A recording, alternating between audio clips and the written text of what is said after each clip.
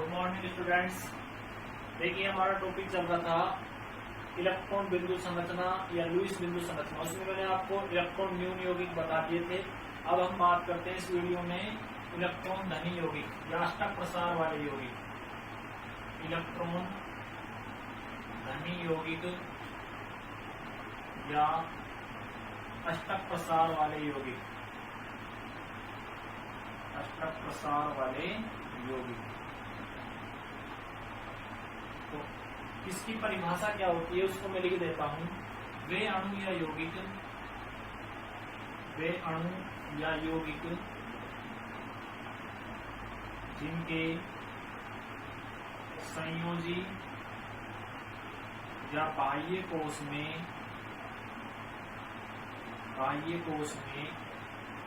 8 electron से भी 8 electron से भी अधिक इलेक्ट्रॉन पाए जाते हों, इलेक्ट्रॉन पाए जाते हों। इन अणु या यौगिकों में उपस्थित केंद्रीय परमाणु का आकार इलेक्ट्रॉन न्यून यौगिक के केंद्रीय परमाणु से बड़ा पाया जाता है, बड़ा पाया जाता है। वे अणु या यौगिक जिनके संयोजी या बाह्य कोश में 8 इलेक्ट्रॉन से अधिक इलेक्ट्रॉन पाए जाते हैं। इन अणु यौगिकों में केंद्रीय परमाणु का आकार इलेक्ट्रॉन न्यून यौगिक के केंद्रीय परमाणु से आकार से बड़ा पाया जाता है। ठीक है, इसमें एक चीज और होती है, वे अणु या यौगिक अष्टक प्रसार वाले यौगिक होते हैं। वे अणु या यौगिक अष्टक प्रसार वाले यौगिक होते हैं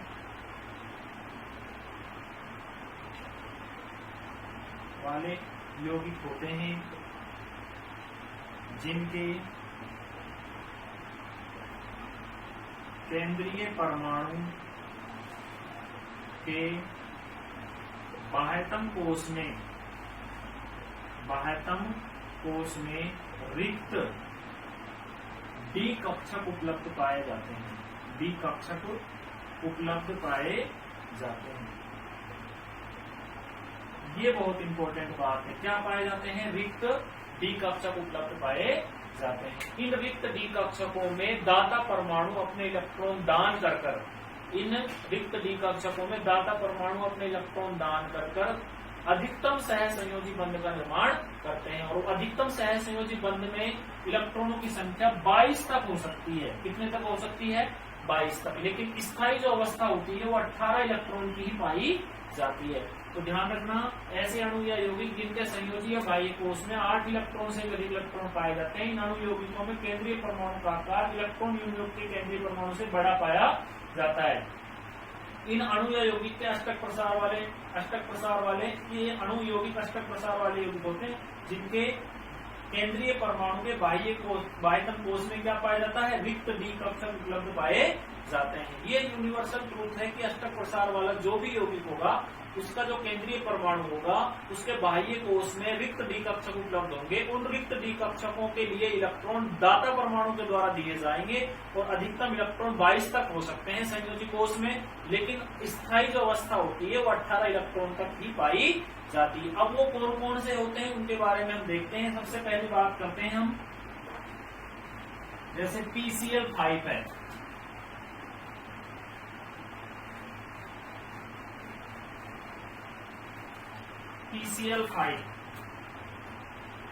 PCl5 इसका नाम है फास्फोरस पेंटाक्लोराइड। फास्फोरस पेंटाक्लोराइड, इसमें केंद्रीय परमाणु होता है फास्फोरस। और फास्फोरस का परमाणु क्रमांक कितना होता है? 15 इलेक्ट्रॉनिक विन्यास होता है 2, 8 और 5। या इसको ऐसे भरे 1s2, 2s2, 2p6, 3s2 और 3p3। बाह्यतम कोश या संयोजी कोश में कितने इलेक्ट्रॉन है? 5। कितने इलेक्ट्रॉन है भाई?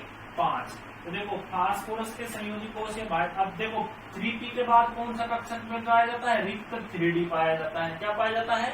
रिक्त 3d पाया जाता है, जिसमें मैंने कक्षकों को ऑर्डर पिछले वीडियो में बताया था आपको।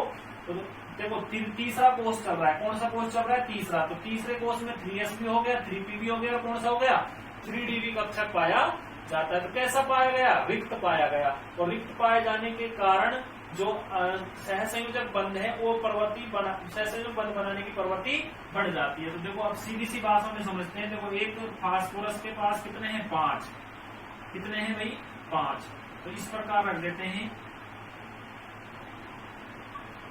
ये 5 इलेक्ट्रॉन है। अब आपको पता है क्लोरीन परमाणु का परमाणु क्रमांक कितना होता है? 17। तो इसको लिखते हैं 2, 8 और 7, या इसको ऐसे लिखें 1s2, 2s2, 2p6, 3s2, 3p6 और उसके बाद 3p5। तो ये हो गया 17। तो वो बाह्यतम कोष या संयोजी कोष में कितने इलेक्ट्रॉन है? 7 इलेक्ट्रॉन है। तो देखो 1 इलेक्ट्रॉन फास्फोरस का, 1 इलेक्ट्रॉन क्लोरीन का। तो क्लोरीन के पास कितने बचे? 6। 2, 2, 4 और 2, 6। एक क्लोरीन की जब ये स्थिति है तो सारे क्लोरीन की ये स्थिति होगी। तो ये क्लोरीन की हो गई 2, 2, 4 और 2, 6। तीसरा वाला क्लोरीन ये हो गया 2, 2, 4 और 2, 6। चौथा वाला क्लोरीन ये हो गया 2, 2, 4 और 2, 6। और पांचवा वाला क्लोरीन ये हो गया 2, 2, 4 और 2, 6। ठीक है। अब देखो 2, 2, 4, 2, 6, 2, 8 और 2, 10। 8 से भी ज्यादा इलेक्ट्रॉन है या नहीं है? तो कैसा हुआ ये यौगिक? PCl5 कैसा हुआ? अष्टक प्रसार वाला यौगिक हुआ। कैसा हुआ? अष्टक प्रसार वाला यौगिक। ठीक है। तो सेंट्रल एटम के संयोजी कोष या बाह्य कोष में कितने इलेक्ट्रॉन हो गए? 8 से भी ज्यादा हो गए, इसलिए कैसा हो गया ये? अष्टक प्रसार वाला यौगिक। अब इसकी मैं आपको एक महत्वपूर्ण चीज बता देता हूँ। PCl5 की जो संरचना होती है वो त्रिभुजीय होती है। देखो ये तो त्रिभुज बन गया, ठीक है, और ये पिरामिड होता है, ये 2 पिरामिड होते हैं। तो संरचना जो होती है PCl5 की, आगे के लिए ध्यान रखना, त्रिभुजीय द्विपिरामिडीय होती है। कैसी होती है? त्रिभुजीय द्विपिरामिडीय। ठीक है। और आपसे कोई ये पूछे, देखो कि सेंट्रल में जो सेंट्रल है एटम है फास्फोरस, धातु है, उसका अष्टक प्रसार क्यों है? क्योंकि 8 इलेक्ट्रॉन से भी क्या है? ज्यादा है। टोटल 10 इलेक्ट्रॉन है। इसका मतलब क्या है? ये अष्टक प्रसार वाला यौगिक है। तो PCl5 एक अष्टक प्रसार वाला यौगिक होता है, जबकि PCl3 एक अष्टक यौगिक होता है। PCl3 कैसा होता है? एक अष्टक यौगिक होता है। तो PCl5 एक अष्टक प्रसार वाला यौगिक होता है, जबकि PCl3 एक अष्टक यौगिक होता है। तो आपसे कोई ये पूछे PCl3 अष्टक नियम का पालन करता है, जबकि PCl5 अष्टक नियम का पालन नहीं करता, क्यों? तो आपका आंसर होगा जिसके संयोजी कोष या बाह्य कोष में जब इलेक्ट्रॉन संयोजित होते हैं तो 8 इलेक्ट्रॉन से भी अधिक इलेक्ट्रॉन पाए जाते हैं। इसलिए PCl5 एक अष्टक प्रसार वाला यौगिक है, जबकि PCl3 एक अष्टक युक्त यौगिक पाया जाता है। ठीक है। एक और एग्जाम्पल देखते हैं, जैसे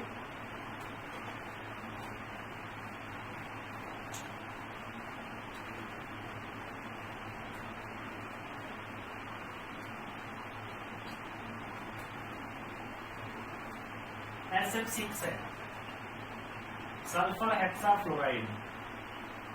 सल्फर हेक्साफ्लोराइड।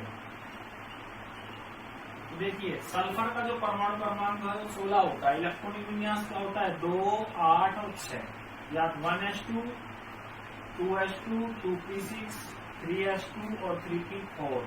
इसके संयोजी कोष या बाह्य कोष में कितने इलेक्ट्रॉन है? 6 इलेक्ट्रॉन है। कितने इलेक्ट्रॉन है?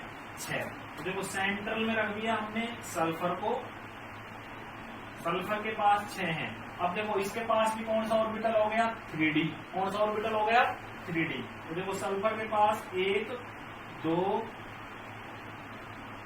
3 और ये 4, 5 और 6। कितने फ्लोरीन जुड़ रहे हैं भाई? 6 फ्लोरीन का आप जानते हो परमाणु क्रमांक 9, 2 और 7, या 1s2, 2s2 और 2p5।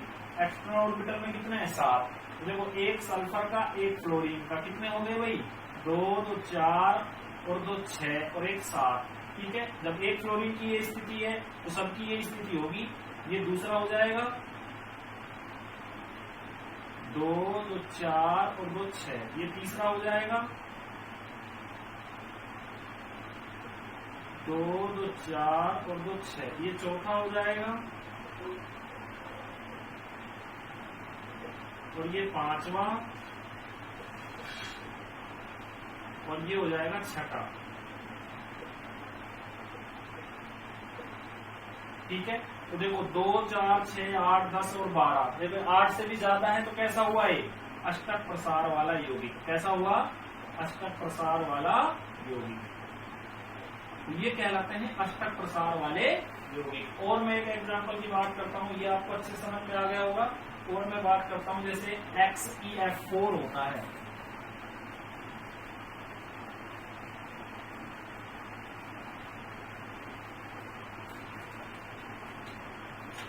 XeF4 इसका नाम है जिनोन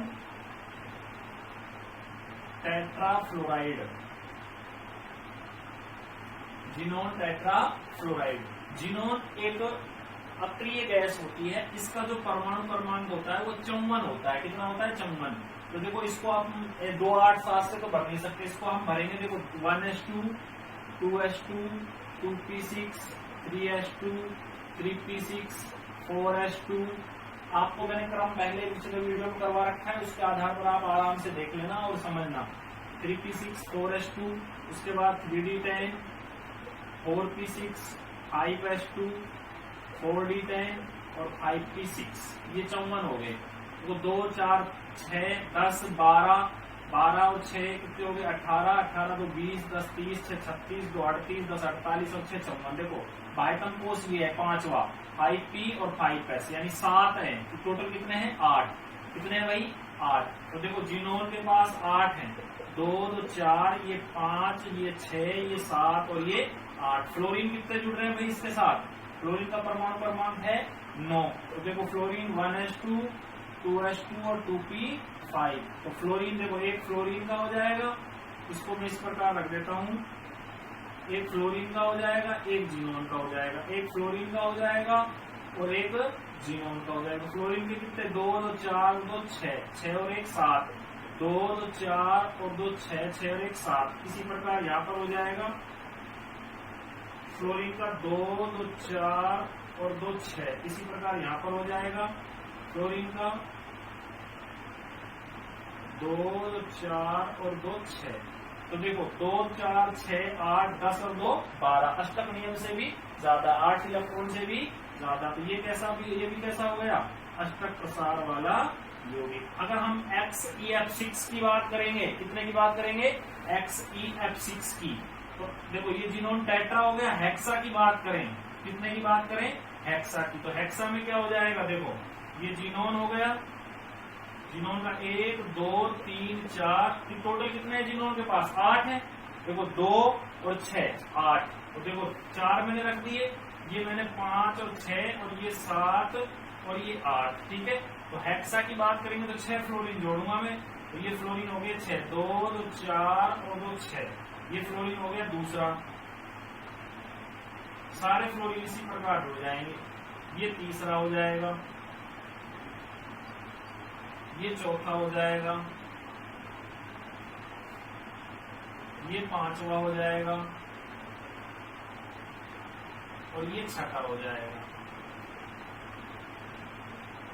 तो देखो अष्टक नियम से ज्यादा हुआ नहीं हुए। 2, 4, 6, 8, 10, 12 और 2 14। तो टोटल कितने इलेक्ट्रॉन हुए 14। यानी अष्टक नियम से भी कितने हैं बहुत ज्यादा है। इसका मतलब ये यौगिक अष्टक नियम का पालन नहीं करते, अष्टक नियम के अपवाद कहलाते हैं। इनके लिए क्या होता है जो धातु या अधातु सेंट्रल एटम होती है या केंद्रीय परमाणु होती है, परमाणु होता है, उसके पास रिक्त डी कक्षक उपलब्ध होने के कारण ये 8 इलेक्ट्रॉन से भी ज्यादा इलेक्ट्रॉन संयोजी कोष में कर लेते हैं या सहसंयोजक बंध बना लेते हैं। इसलिए ये अष्टक नियम का पालन नहीं करते। अधिकतम 22 इलेक्ट्रॉन तक भी जा सकते हैं, लेकिन जो स्थायी अवस्था होती है वो सिर्फ 18 इलेक्ट्रॉन की पाई जाती है। तो इनको कहा जाता है अष्टक नियम के अपवाद या अष्टक प्रसार वाले यौगिक। ठीक है, नेक्स्ट वीडियो में हम 1-2 की चर्चा और करेंगे। ठीक है, धन्यवाद।